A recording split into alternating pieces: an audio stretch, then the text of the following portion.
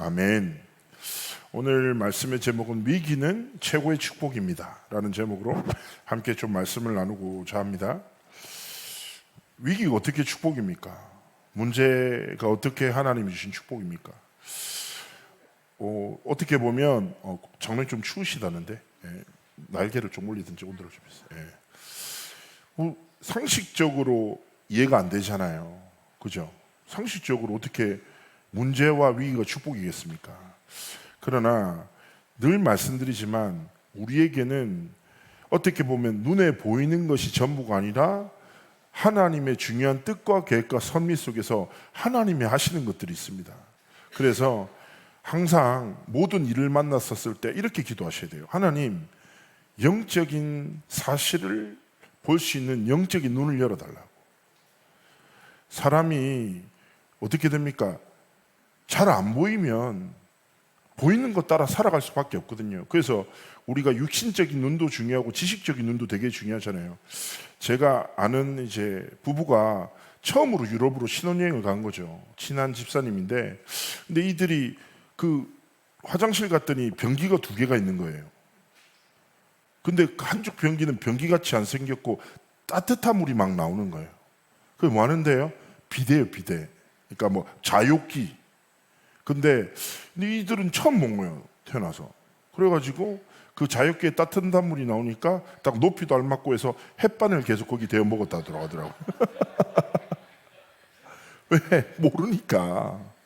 그리고 저도 되게 미안한 일이 있었는데, 일본에 이제 저도 처음 갔어요. 애들 데리고 뭐 중학생들이랑 수민들이 비전트리 갔는데, 이 사찰을 구경 많이 가잖아요. 일본에 워낙 절이 유명하니까 갔는데, 막 입구에 대나무 이렇게 탁 이어져 가지고 너무 누가 봐도 깨끗한 물이 막 흐르고 있어요. 그래서 일본의 물 참 딱 봐도 너무, 그러니까 되게 좋아 보이는 거서 애들 20명 줄 세워서 먹였거든요. 그게 손 씻는 물이더라고요. 일본 사람들이 다 이상하게 저를 보는 거예요. 나는 괜찮다고 먹으라고, 좋은 물이라고 많이 마시라고 막 그랬는데 애들이 나중에 손 씻는 물이라는 걸 알고 저한테 막 따져서, 제가 전도자는 무슨 물을 먹더라도 해로 여기지 않는다면서 뭐 이런 말도 안 되는 소리 둘러대고 그랬었는데, 자, 우리가 살아가면서 지식적인 눈도 되게 중요해요. 사람이 지식적인 걸 알면 별로 이렇게 당황치 않죠. 그래서 보면 애를 처음 기르는 엄마와 셋넷을 기르는 엄마는 달라요. 왜냐? 경험을 통해서 지식을 딱 있거든. 하나 기르는 엄마는 어찌할 바를 몰라. 근데 셋넷 기르는 엄마도 보면 괜찮다면서. 이미 다 경험을 통해서 알고 있는 거죠. 근데 우리에게 가장 중요한 눈이 뭐겠냔 말이에요. 영적인 눈이에요. 보이지 않는 살아계신 하나님을 바라보는 눈. 그 하나님의 섭리와 뜻과 계획을 신뢰하는 눈. 그 속에 숨겨져 있는 진짜 하나님의 뜻과 계획과 사랑을 깨달을 수 있는 눈이 열려지기를 원하는 거예요. 그래서 우리가 살아가면서, 아까 우진 지사님도 진실한 포럼 하셨잖아요. 뭐 우진 지사님 뿐이겠어요. 다 그렇지 않겠습니까? 살아가다 보면 막막하고 막 뭔가 보이지 않고 해결되지 않고 난 너무 초라하게 느껴지고, 이때마다 우리가 뭐예요?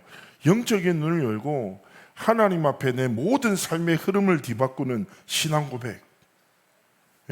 최고의 신앙 고백이 뭡니까? 주는 그리스도시요 사기를 이기신 하나님의 아들이십니다. 근데 제가 되게 좋아하는 복음주의 목사님이 이런 표현을 했어요. 자, 우리에게 언제 예수가 그리스도 되셔야 되냐 이거예요. 많은 사람들이 구원의 확신과 확증을, 내가 중학교 때 그리스도를 만났어요, 내가 대학교 때 누구를 통해서 복음을 받았어요, 이게 아니라는 거예요. 지금 이 순간, 그렇죠? 뭔가 문제와 위기 앞에 놓여서 어찌할 바 모르는 그 순간 앞에 그리스도가 내게 누구시냐, 이것이 참된 구원의 비밀이라는 거예요. 그래서 우리는 뭡니까?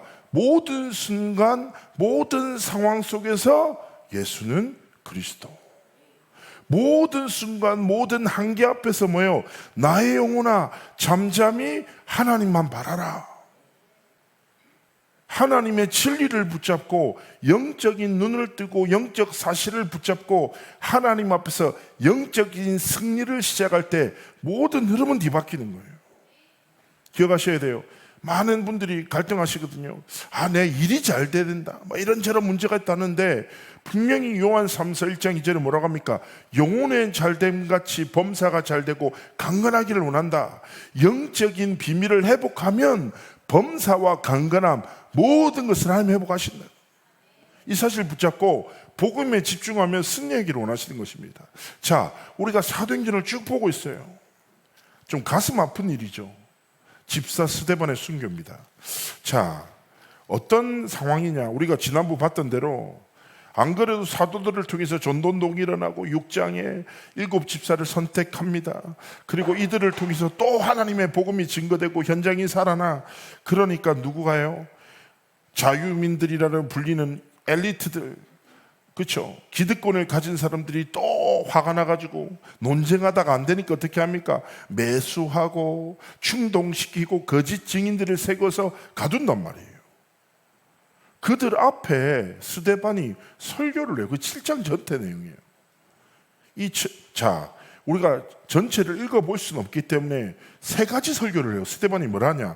첫 번째는 이렇게 얘기하는 거예요. 야, 스데반이 이들을 딱 가르치면 말하면서 이스라엘 조상들을 보면서 순례자적, 순교자적 삶을 살았던 사람들을 이야기합니다. 아브라함, 요셉, 모세의 이야기를 통해서 뭐라고 하냐? 자, 하나님의 부르심을 입은 자들은 어떤 대가를 지불하든지 하나님께 순종했다. 근데 봐라, 너희들 불순종하지 않았냐? 응?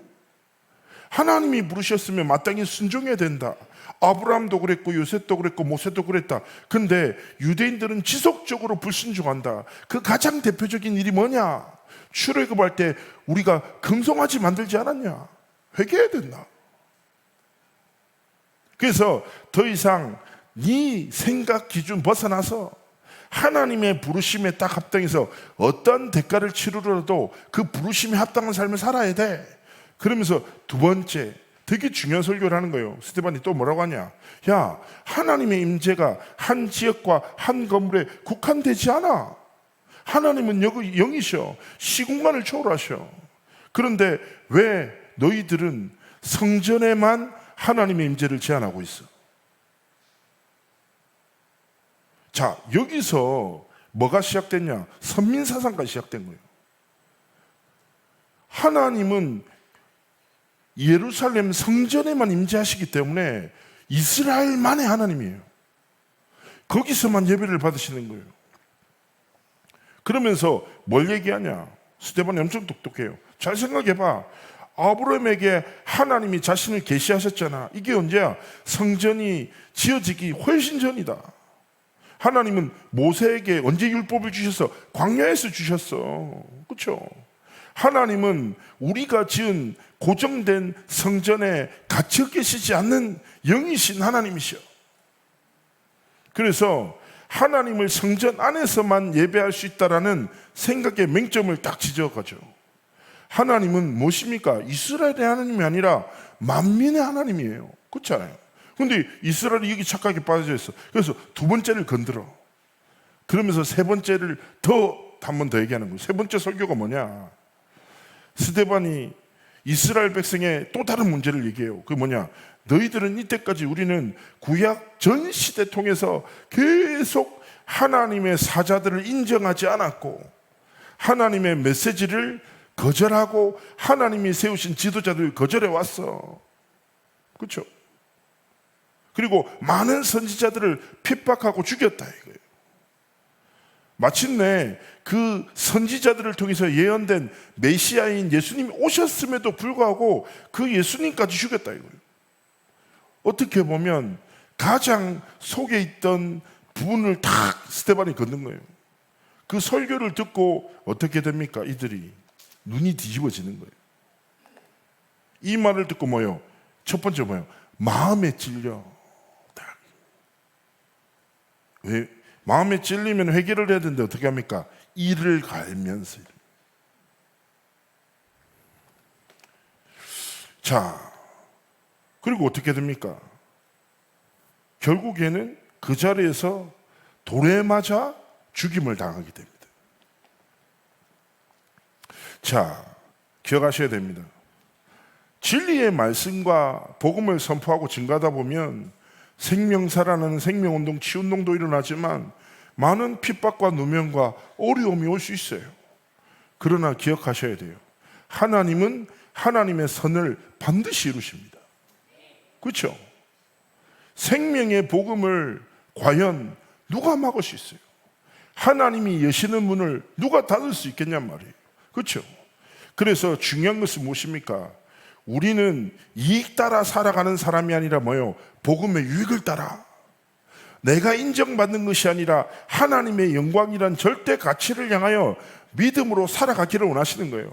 우리가 무엇을 하건 우리의 삶을 통해서 그리스도가 나타나고 드러나고 증거되고 전달되기를 원하시는 것입니다. 그래서 스데반의 삶을 보십시오. 어떻게 보면 내가 이 말하면 죽을 줄 알아요, 몰라요? 알았겠죠. 그러나 주저하지 않고 두려워하지 않았어요. 왜냐? 이 위기는 하나님이 가장 중요한 하나님의 뜻을 이룰 축복의 기회이고 계기임을 알았기 때문입니다. 세상의 계산법으로 보면 미친 거죠. 그렇지 않습니까? 갑자기 지금 이름이 기억이 안 나는데 미국에 그 심각한 정신 문제 있는 애들이, 사탄을 숭배하는 애들이 번총으로 미국의 중고등학교에 들어가서 난사 사건을 일으킵니다. 그때 얘들이 아이들을 죽이면서 질문이 이런 거였대요. 너 하나님 믿어? 팡! 믿어도 안 믿어도 다 죽인 거예요. 그래서 10몇 명이 죽었어요. 그때 여중학생이죠. 중학교 2학년 캐시 버넬이라는 애가 있었어요. 걔가 딱 그 총구를 들고 완전 정신문제 있는 애가 딱 위협할 때 뭐라고 했냐면 얼마나 두렵겠어요. 그런데 그 아이들의 눈을 보면서 이렇게 얘기했어요. 너 하나님 믿어? 그러니까 난 하나님이 살아계심을 믿는다, 딱 말해요. 그리고 그 자리에서 죽임을 딱 당하죠. 자, 이 사건이 어떻게 됐냐? 어떻게 보면 되게 슬픈 일이잖아요. 슬픈 일 맞죠. 그런데 그 캐시 버넬이라는 중학생은 항상 일기를 통해서 하나님의 나라와 복음을 위해서 살기를 소망했던 애래요. 그런데 이 아이의 죽음이 아니라 중요한 시작이 됐어요. 어떻게 됐냐? 이 캐시 버넬의 신앙 고백을 들은 미국의 아이들이, 청소년들이 뒤집어진 거예요. 그래서 뭘 하기 시작했냐? 우리가 일어나서 미국을 위해서 기도해야 돼. 그래서 각 학교에 세워진 국기에 모여서 아이들이 자신의 나라를 위해서 기도하기 시작한 거예요. 뭐요? 미국 전역에서 몇천 명이. 그리고 걔들이 티셔츠를 만들어 입어. 나는 나의 하나님을 믿는다. 여러분 인터넷 찾아보세요. 이 이야기가 그대로 나옵니다. 자, 세상 사람들이 볼 때 어떻게 보면 실패할 수 있겠지만 우리는 무엇입니까? 하나님이 보시기에 가치 있는 것, 지나가고 썩어지고 사라질 것이 아니라 영원한 하나님의 것을 두고 중요한 도전을 시작하기를 원하시는 거예요. 자, 스데반은 주저함 없이 두려워하지 않고 성령의 충만함을 입어 하나님 앞에 뭐합니까? 진리를 선포합니다. 자, 첫 번째예요. 스데반을 통해서 하나님이 주신 은혜가 무엇입니까? 첫 번째, 저는 우리 성경 말씀을 딱 보면 얼마나 영광스럽습니까? 자, 55절 나오네요. 이렇게 얘기하는 거예요. 스데반이 성령 충만하여 하늘을 우러러 주목하여 하나님의 영광과 및 예수께서 하나님 우편에 서신 것을 보고. 자, 일생에 내가 살아가는 삶에 내 어떤 선택과 도전에 뭐요? 하나님의 영광이 나타난다. 예수 그리스도의 보좌의 능력이 증거되고 전달된다. 하나님이 기뻐하시고 인정한 삶을 산다. 이것보다 가치 있고 영광스러운 일이 어디 있겠습니까? 기억하셔야 됩니다. 삶과 죽음은 하나님의 손에 있는 거예요. 그렇지 않아요? 어떤 렘넌트 얘기해요. 자기는 오래 살 거라는 거예요.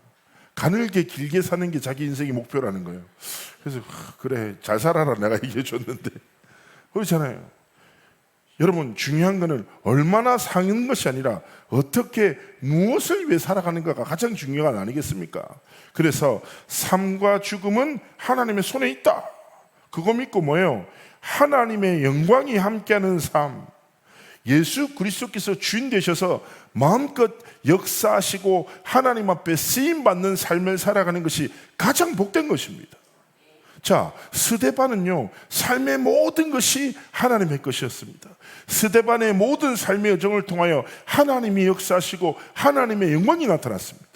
그래서 저는 이 딱 성경을 보면서 하나님 앞에 그런 마음이 들더라고요. 아, 그래. 우리의 삶과 죽음과 모든 순간이 하나님의 것이 되어 하나님 앞에 쓰임받고 하나님의 영광을 나타낼 수 있다. 얼마나 복된 것입니까? 그래서 저는 늘 기도하고 이런 기도를 시작하기를 축복합니다. 무엇입니까? 하나님 앞에 쓰임받는 삶을 하나님 앞에 소망하면서 기도하시기를 주의 이름으로 축복합니다. 그래서 이 시대 가운데 그 현장 가운데 하나님이 하나님의 영광과 예수 그리스도의 복음을 위하여 우리의 삶을 사용하신다. 가장 축복이죠. 두 번째는 무엇입니까? 스데반의 순교는 끝이 아니라 최고의 축복의 시작입니다. 왜 그렇습니까? 자, 58절 말씀 한번 봅시다. 58절. 성 밖으로 내치고 돌로 칠새 증인들이 옷을 벗어 누구 앞에 둔다고요? 사울이라는 청년의 발 앞에 두니라. 성경을 아는 분은 이게 얼마나 소름 돋는 장면인 줄 아시죠? 이 이후에 사울이 가다가 다메섹에서 그리스도를 만나거든요. 이해가 안 됐겠죠. 자기는 열심으로 그리스도를 이단이라 생각하고 핍박하고 살았어. 근데 만나는 애들이 다 이상하네. 스데반 보세요. 자기를 죽이는데 막 하나님의 영광을 보고 막 기도하고 하나님 저들의 죄 아무것도 모르니까 용서해달라고 기도하고. 이해가 안 되잖아요. 하나님은요, 이 사건을 통해서 뭐예요? 시대를 살리는 전도자 사울을 딱 준비하신 시간표였던 거예요. 영적으로 볼 때 이게 얼마나 역설적인 장면이에요. 그리고 아십니까? 더 큰 축복이에요. 이 사도행전을 보는 사람은 이 사건이 얼마나 중요한지 아는데, 자, 다음 주에 설명할 건데요. 다음 주에 잘 보세요. 사도행전 1장 8절이 뭡니까?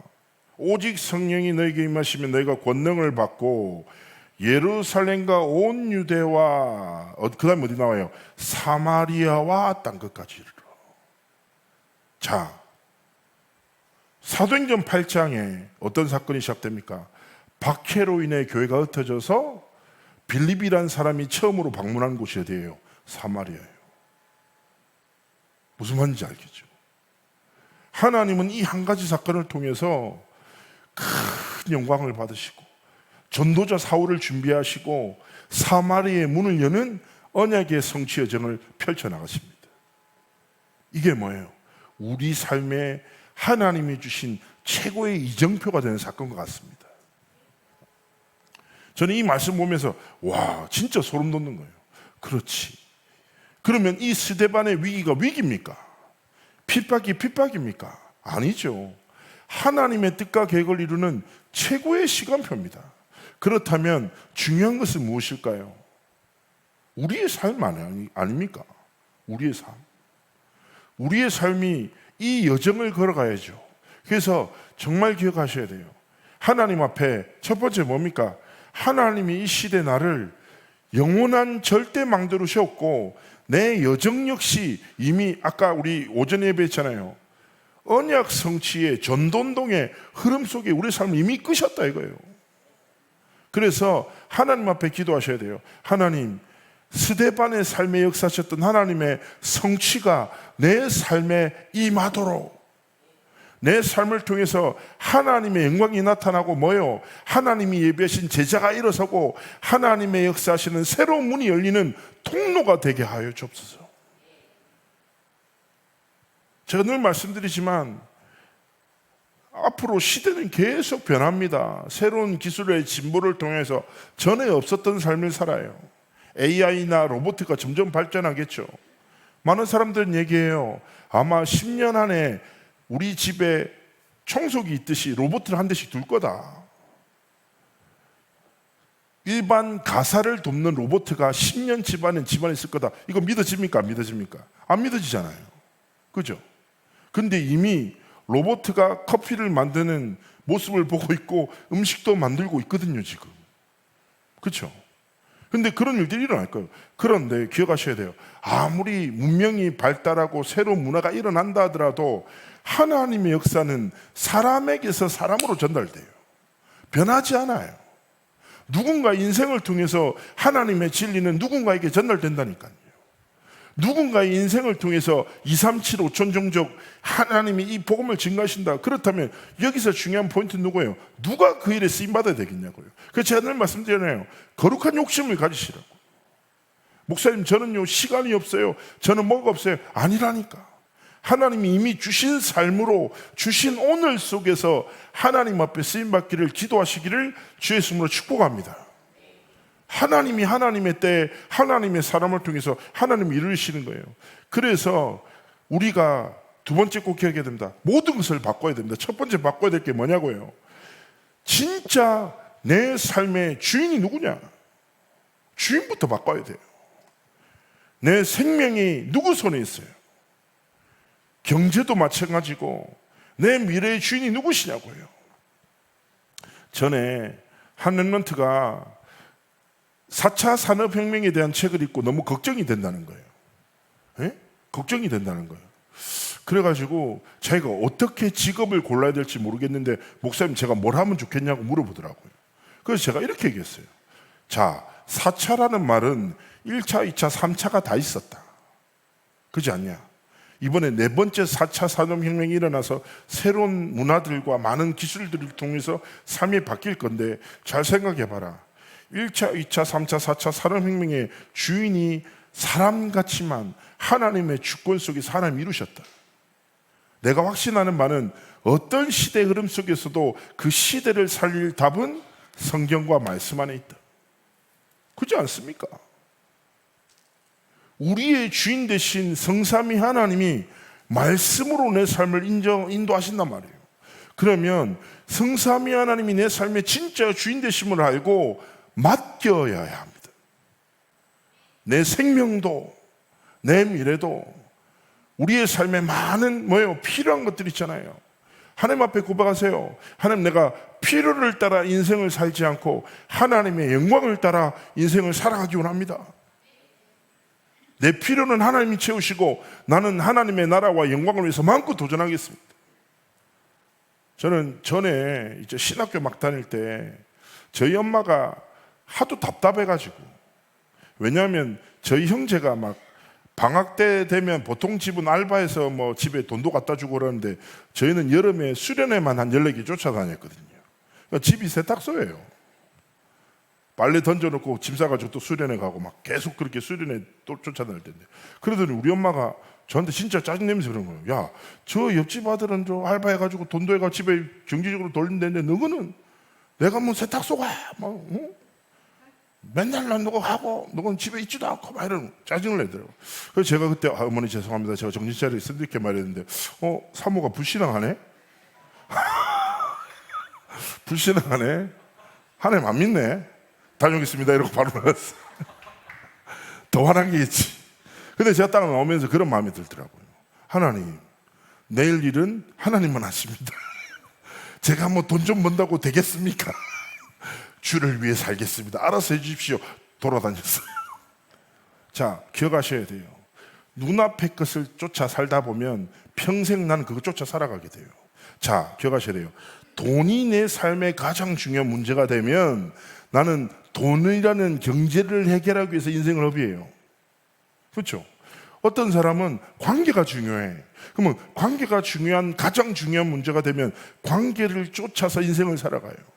우리의 한 번뿐인 인생이 돈 위에 살다가 죽고 사람한테 인정받기 위해 살다가 죽을 만큼 가치가 없냐고요. 그렇지 않습니까? 주를 위해 살다가 주를 위해 죽고 마음껏 하나님 앞에 쓰임받다가 마음껏 하나님의 영광 나타내고 마음껏 진리의 복음 전하다가 하나님의 영광 앞에서 우리의 삶이 하나님의 것으로 드려지는 것만큼 가치 있는 거 없다니까요. 그래서 더 이상 필요를 따라 살지 말고 하나님이 필요로 하시는 것 좀 하고, 그렇지 않습니까? 더 이상 내 삶에 직면한 문제에 갇히지 말고 더 영원한 하나님의 나라를 이용해서 믿음에 도전하고 고백하세요. 성삼위 하나님이 내 인생의 주인 되십니다. 하나님은 모든 것을 아시고 하실 수 있습니다. 하나님 내 삶 가운데 역사하옵소서. 두 번째 뭐예요? 내 삶의 흐름을 바꿔야 돼요. 흐름.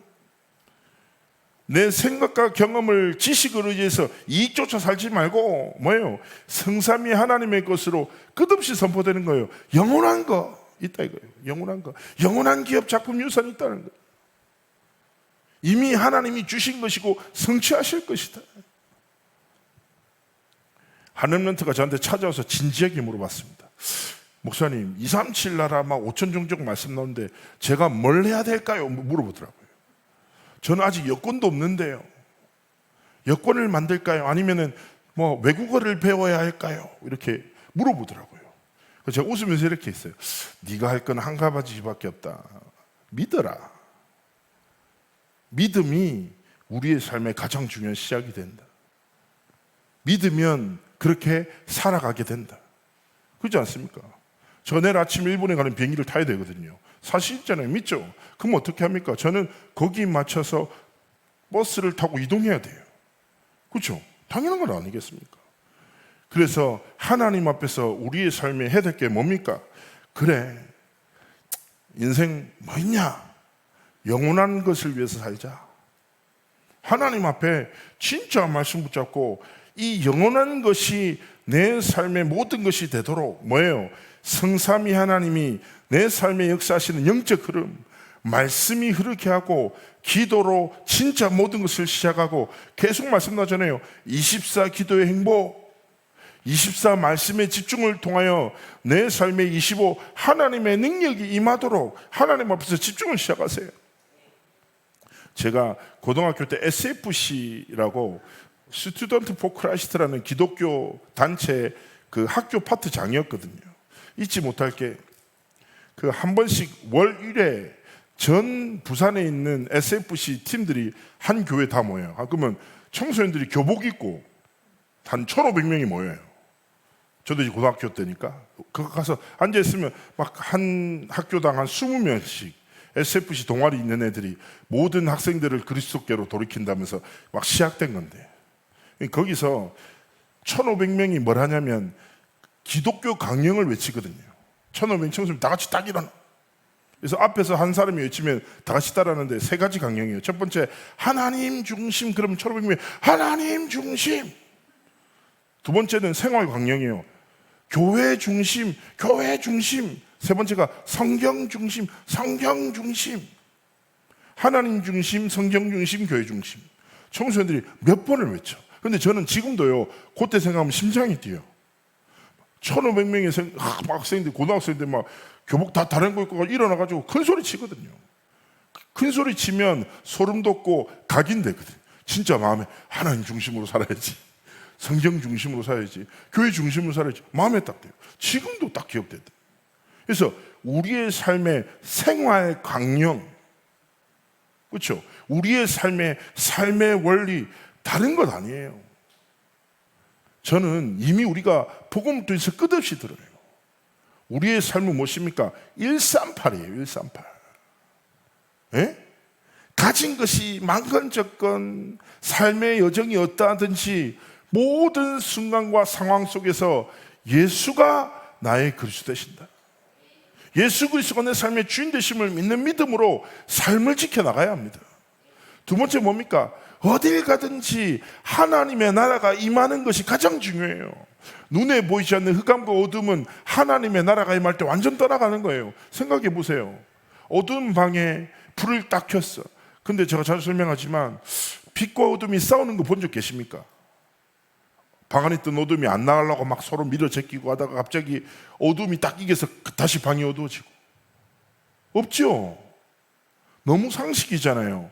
어두운 곳에 빛이 임하면 그 순간 어두움은 사라집니다. 영적 원리도 마찬가지인 거예요. 내 가는 모든 곳에 뭐요? 하나님의 나라가 임하기를 한 주간 기도하세요.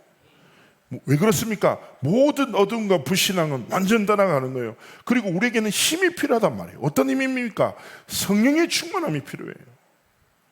성삼위 하나님이 내 삶의 주인 되셔서 마음껏 일하시도록 내 삶이 모든 상황 속에서 예수는 그리스도 하나님 나라 성령 충만함의 힘을 가지고 증인의 길을 걸어가기를 하나님이 원하시는 것입니다.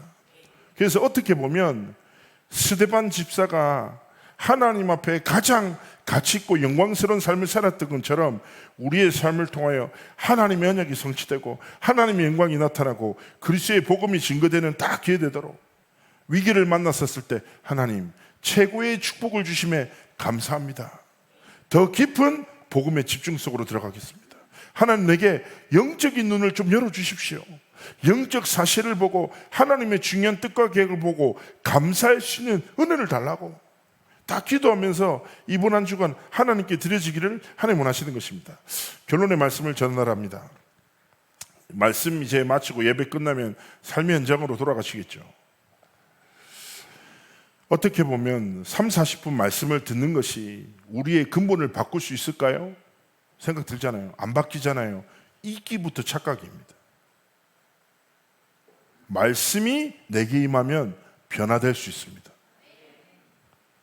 그래서 제가 늘 말씀드리지만 하나님의 말씀을 내가 귀로 듣고 머리로 외우고 손으로 적고 요약해가지고 깨닫는 게 아니라니까요. 언약 붙잡고 승리해라 말 자체가 사실은 틀린 말입니다. 우리가 뭔데 언약을 붙잡을 수 있습니까? 기억도 못하는데 이해도 못하는데 그렇지 않습니까? 전돈동 30여 년 쫓아가면서 맨날 듣는데도 항상 새롭고 안 되고 막 이런 거 있잖아요. 그렇게 우린 연약한 자는 우리의 지적 능력으로 말씀의 깊이를 이해할 수 있을까요? 불가하다니까. 그래서 성경을 보면 소선지서, 말라기, 하박국, 스가랴 이런 거 찾아보시라니까. 1장 1절에 뭐라 한다고요? 누구에게 여호와의 말씀이 임하니라 가라사대. 하나님의 말씀이 임하면 하나님의 말씀이 내 인생을 사로잡아 내 삶을 성취의 여정 속으로 이끈다. 그러면 말씀 들으면 변화될 수 있습니까? 없습니까? 변화될 수 있어요. 말씀을 통해 치유될 수 있습니까? 없습니까? 치유됩니다. 말씀을 통해서 하나님은 모든 문을 여시고 하나님의 세를 이루신단 말이에요. 그래서 지적으로 말씀을 듣는 것이 아니라 영이신 하나님의 말씀으로 내 상관에 역사하시고 임하시고 그 말씀이 나를 사로잡아 성취의 여정 속으로 이끄시도록 뭐요? 성삼위 하나님이 내 모든 삶의 주인 되심을 고백하고 하나님의 말씀이 내 삶에 임하기를 소망하고 믿음으로 살아가기를 그리스도의 이름으로 축복합니다. 우리 한번 기도합시다. 하나님, 스데반의 삶의 여정을 통하여 그의 삶을 통해서 하나님의 영광을 나타내셨습니다. 나의 삶을 통해 하나님의 영광을 나타나도록 하나님 정말 축복하시고 함께 해달라고 그 시간 기도합니다. 서로